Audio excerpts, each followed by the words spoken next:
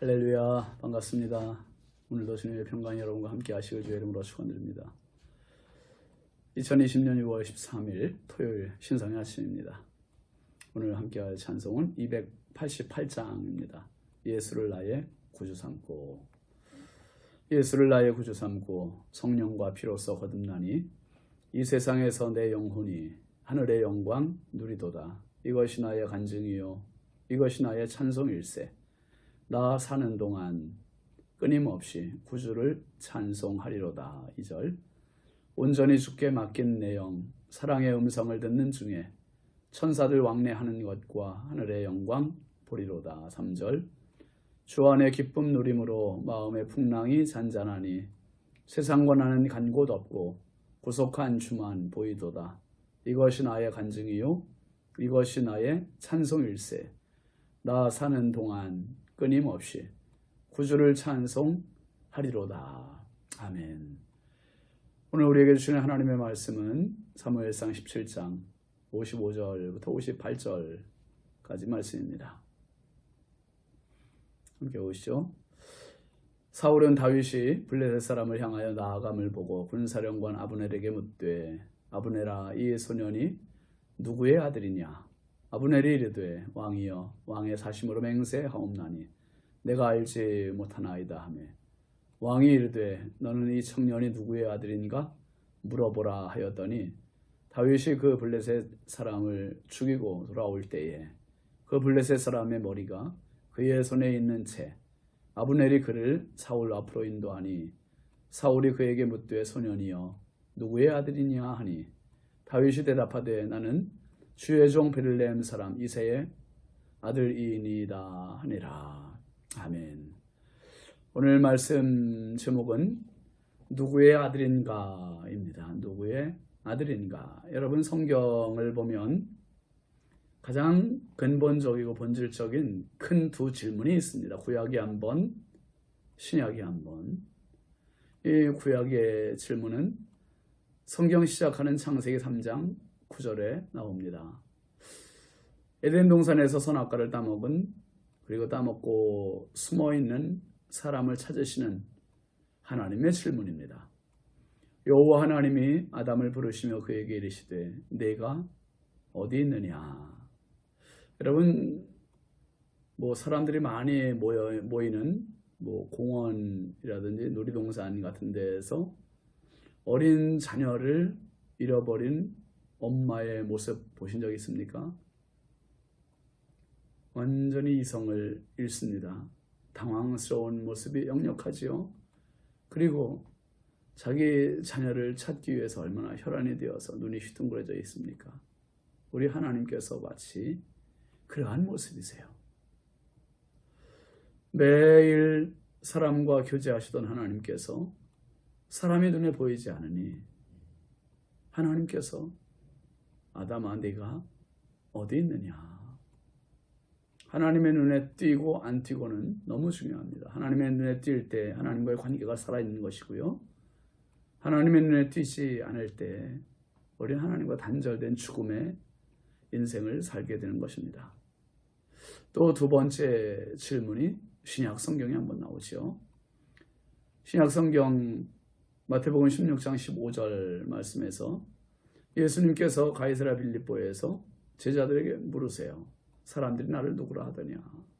그리고 그 다음에는 너희는 나를 누구라 하느냐? 그게 가장 큰 질문이에요. 마태복음 16장 15절 말씀에 보면 이르시되, 너희는 나를 누구라 하느냐? 예수님을 누구로 알고 믿고 따르고 섬기고 예배하고 있는 겁니까? 그리고 내가 어디 있느냐?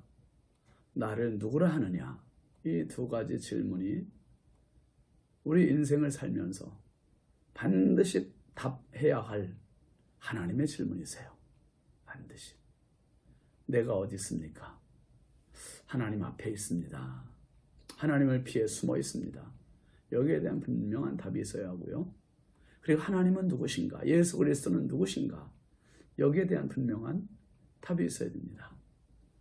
사랑하는 성도 여러분, 하나님 앞에서 우리의 소재를 늘 말씀드릴 수 있는 그러한 믿음의 삶이 됐으면 좋겠고요. 그리고 또 한 가지는 하나님 앞에서 예수님이 나에게 어떤 분이신지 분명히 알고 고백하는 생명의 믿음이 되실 수 있기를 주의 이름으로 축원합니다. 지금 이스라엘에게는 상상 못할 일이 벌어졌습니다. 소년 다윗이 골리앗을 상대해 보겠다고 나가긴 했지만 어느 누구도 다윗이 이기리라고 기대한 사람은 없습니다. 그런데 지금 다윗이 순식간에 골리앗을 쓰러뜨렸고요. 그리고 골리앗의 머리를 냈습니다. 지난 40일 동안 답답한 묵은 채증 같은 것들이 확 뚫리는 그런 시원하고 통쾌한 승리입니다. 블레셋 군사들을 이스라엘 군사들이 누가 먼저랄 것도 없이 쫓아가서 추격해서 전승을 거뒀습니다. 결코 쓰러뜨릴 수 없을 것 같았던 이 골리앗의 머리를 베어서 돌아오는 어린 다윗, 얼마나 멋지고 늠름합니까? 사울 왕은 골리앗을 향해서 나가는 그 초라한 어린 다윗을 보며 군대 장관 아브넬에게 물었어요. 55절 56절 한번 보시죠. 사울은 다윗이 블레셋 사람을 향하여 나아감을 보고 군사령관 아브넬에게 묻되 아브넬아 이 소년이 누구의 아들이냐? 아브넬이 이르되 왕이여 왕의 사심으로 맹세하옵나니 내가 알지 못하나이다 하며 왕이 이르되 너는 이 청년이 누구의 아들인가 물어보라 하였더니 이미 악령에 짓눌려서 번뇌할 때 수금을 타며 사울의 마음을 시원케 상쾌하게 하고 낫게 했던 다윗을 사울이 모르는 바는 아닙니다. 아무도 싸울 엄두를 내지 못하는 이 골리앗의 싸움을 자청했고 그 싸움에서 한 방에 물리친 이 다윗이 혹시나 어떤 용사로 유명한 집안의 아들이 아닌지 그 집안 내력을 알아보기 위한 사울의 질문입니다. 누구의 아들인지 알아봐라. 전혀 전쟁 경험이 없는 어린 다윗의 승리는 왕을 비롯한 모든 이스라엘 군사들에게 깜짝 놀라게 하는 그런 놀라운 일이었습니다. 57절 58절 말씀도 보시죠. 다윗이 그 블레셋 사람을 죽이고 돌아올 때에 그 블레셋 사람의 머리가 그의 손에 있는 채 아브넬이 그를 사울 앞으로 인도하니 사울이 그에게 묻되 소년이여 누구의 아들이냐 하니 다윗이 대답하되 나는 주의 종 베들레헴 사람 이새의 아들이니이다 하니라. 다윗이 전쟁에 나갈 때의 모습은 어떤 모습이었습니까? 사울 왕의 갑옷과 투구를 시험적으로 입어봤었죠. 칼도 들어봤었습니다. 그런데 어설픈 모습으로 익숙지 못하기 때문에 입고 가지도 않고 들고 가지도 않았고 다 벗어놓고 자신이 양을 칠 때 입었던 그 옷, 양을 칠 때 지녔던 그 막대기, 양을 칠 때 지녔던 그 돌과 물매를 가지고 나갑니다. 그러니까 다윗의 출정식의 모습은 갑옷이 아니요 투구가 아니요 칼이 아니요 평상복, 편안한 옷, 어떤 무장도 되어 있지 않은 요즘으로 말하면 추리닝 바람이나 그냥 바지, 그냥 티셔츠 그런 거 입고 나간 정도가 아니겠습니까? 그런데 지금 전쟁을 마치고 돌아오는 다윗의 모습은 어떻습니까? 옷이 중요한 게 아니라 다윗의 손에 뭐가 들려 있습니까? 골리앗의 머리가 다윗의 손에 들려 있습니다.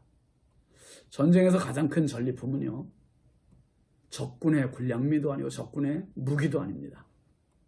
바로 적군 대장의 머리보다 더 값진 그런 전리품은 없습니다. 골리앗의 머리를 베어오는 다윗이야말로 진정한 전쟁의 영웅인 것입니다. 아브넬이 다윗을 사울 앞으로 인도하지요. 그리고 사울이 묻습니다. 소년이여 누구의 아들이냐?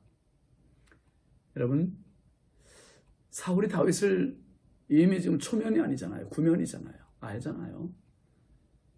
이 사무엘상 17장 25절에 뭐라고 했습니까? 이스라엘 사람들이 이르되 너희가 이 올라온 사람을 보았느냐? 참으로 이스라엘을 모욕하러 왔도다. 그를 죽이는 사람은 왕이 많은 재물로 부하게 하고 그의 딸을 그에게 주고 그 아버지의 집을 이스라엘 중에서 세금을 면제하게 하시리라. 골리앗을 무찌르는 사람에게 세 가지 약속을 한 적이 있습니다. 많은 재물로 부유하게 해주고 또 사울 왕의 딸 공주를 주어서 왕의 사위로 삼고 세 번째는 그 아버지 집으로 세금을 면제하게 해주는 특혜를 주겠다고 했습니다. 다윗은 엄청난 부와 명예를 한순간에 얻게 된 것입니다.